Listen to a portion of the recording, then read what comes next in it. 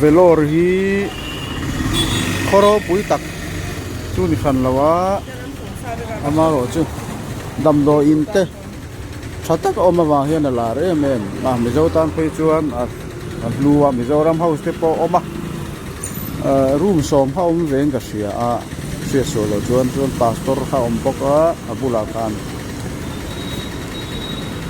velor hi chu vak a ran pa vatlo tula kal ngai na em hi om lo amaro chu dam lo te hian kan tlo na sa a mizo te chuan a kholai sim hi chu a kholai sim hi chu ngun taka kong ngun taka en lo chon kal chi ni lo egra phertura tam lutuk ui ek te bong te po ma bong ek ti te khang kha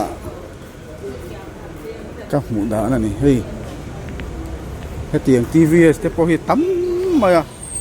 tiang bike te foi upala min an khala tiang hian an kong thei ve ani kong zol vek ania atlan mai thaya kha khan mang tangkai ang reng fuwa tiang hian so bong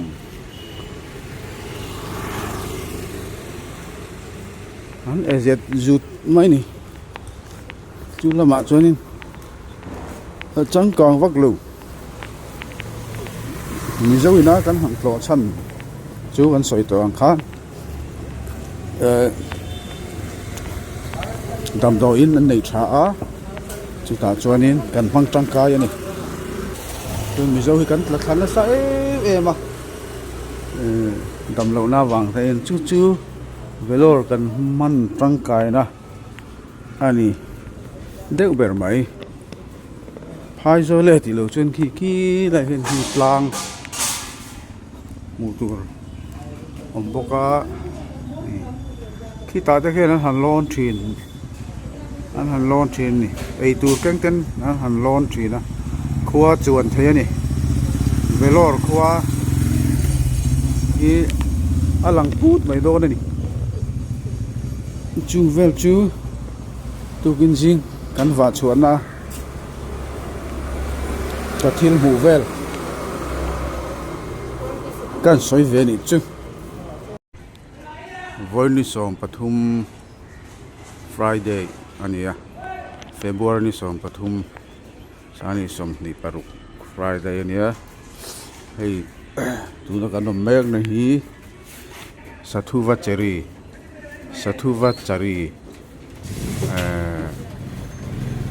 ate kan wong hian 11th Street Phase 2 ania velor ania mizo homestay tiani heya omna hi mizo ina kan riat tlan than ania so la son Main Street ha om ta son abula son hotel ha om thau boka chuan hei hi mizo homestay building chu ni ta a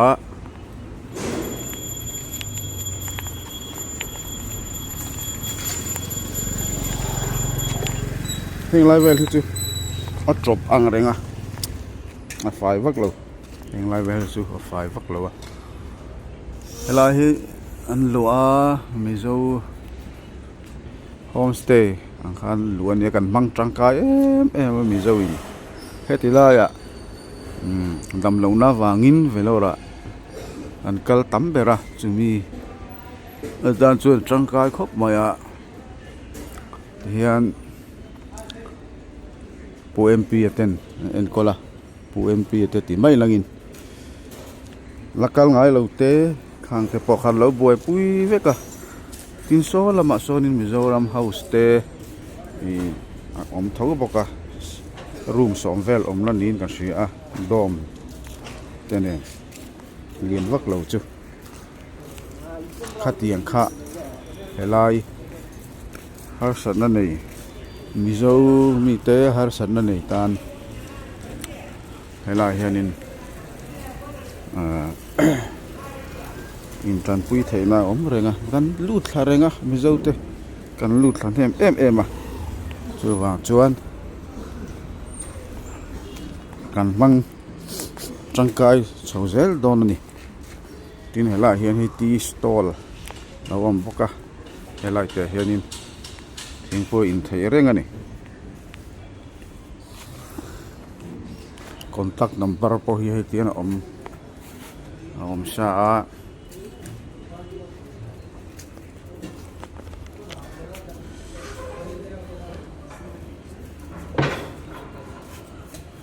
tian lut sim om renga i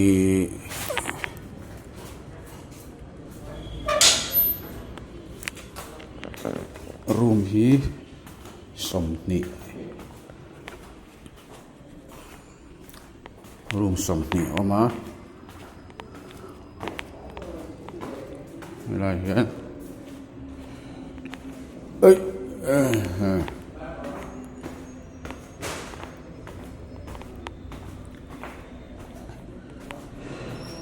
room somni lại hiện lần ta ra tụ nó om ô hi tiếng lần ta ra hay MP phone number po khi om kul khi hi ta khi cái phone number ani a tun tin huna chuan cho ei te po a order thei veka 1 2 3 4 5 6 7 8 9 10 11 12 13 14 15 16 20 tiếng kha din mun hi ta hian hi corridor a chawa hey a chirami jong hi room vekania hi la hian mani in rong bol theina chauka lian tak oma du chuan mani rong in bol theya chu tiang chuan adu tan chuan chunglama khian rong in bol tira rong in bol kep tira ei mai tur ani bokani hela hian chauka oma thing puite lum theya cho te chung theya tiang han kan ala chholo mai kan chholo mai tuna kanom na hi Mizo homestay Velor ani a tiang han thir ko la Velor chu anin chunga train kan han thir ko la nga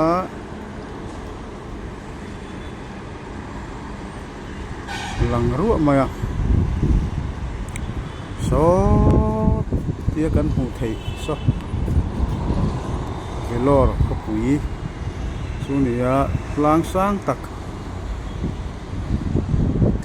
tak hian a hual ve ti hriat ani hei phairam a hian in Velor ko pui hi a in phar ti na ni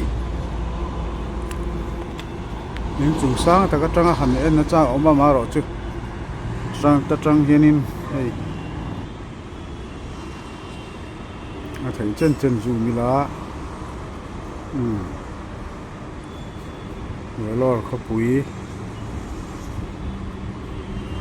Elai street Borvel la hi chuanin a thing tlang again a sir lai deuh ni hian a hriat a hei kan an en hian a sir lai deuh rina kot thler vel po bong ui ti vel at tam em mai a veng sir deuh ni na langa kan buang hian a chak loka hian tlang lon na tur tha tak mai re tlang vel ang maya ngir khup mai te po mani hi Velor view thalutuk mai kha om treu maya han lon chuan Velor kha pui kha alang kim deuh vek thei dawn ani kan hmuh ang khian tlang sang pui mai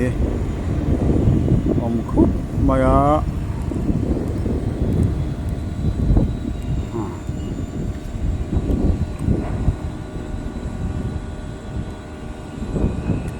sang khúc mấy nồi á có bụi hình phạt chú mỗi vía bằng ini terang hiện hình view đây là có hệ apa deu chú cả mà chú alang phía thôi chú về chú din huna nè thì mấy tiền cô lại cô highway khan ya motor tlan rồi mai khi lại khan cả han lo na khi da tang hanin lang vel ka khan hena chuan helai hianin hei in chung zol nuam tak mai puan han za ro na te po a om tha a chuan hi gate oma he mi gate an siam na chan hi gate le a hung na vel an siam na chan hi zong te lu thin thaya alut thei thi na chuan chuanin thei thar ze la ngai ni alut chuak tan po khan ta hen ten hol kal ze la ngai a ta hen gate kal ro zong an lut thin khan tar bokani